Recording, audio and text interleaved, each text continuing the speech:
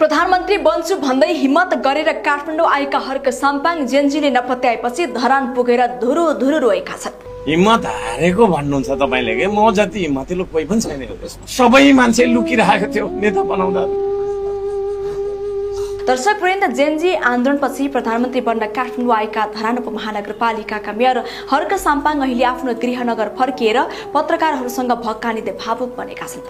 500 किलोमिटरको यात्रा उनले देश बचाउने अठोटसहित पूरा गरेका थिए, तर परिणाम रित्तो हात मात्र भएको महसुस भएपछि आँसु रोक्न सकेनन्। धरानमा सञ्चारकर्मीहरूसँग कुरा गर्दै हर्क साम्पाङले भनेका छन्, विदेशीले देश टेक ओभर गर्न सक्ने सम्भावना छ। सबै नेताहरू भागाभाग छन्, कोही रगतामै छन्, कोही बागमतीमा कुटाई खाँदैछन्। पार्टी कार्यालय तहस नहस भएका छन्।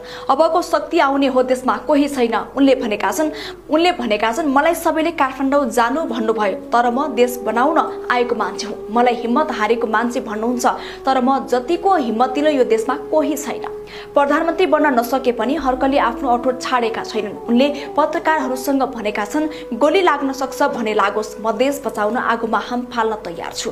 धरानको मेयर टीका लगाएर होइन, 10 वर्षसम्म एक्लै चप्पल पड्काएर अभियान चलाएर आएको हुँ। आन्दोलनपछि बनेको सरकारको वैधतामाथि समेत प्रश्न उठाएका छन्।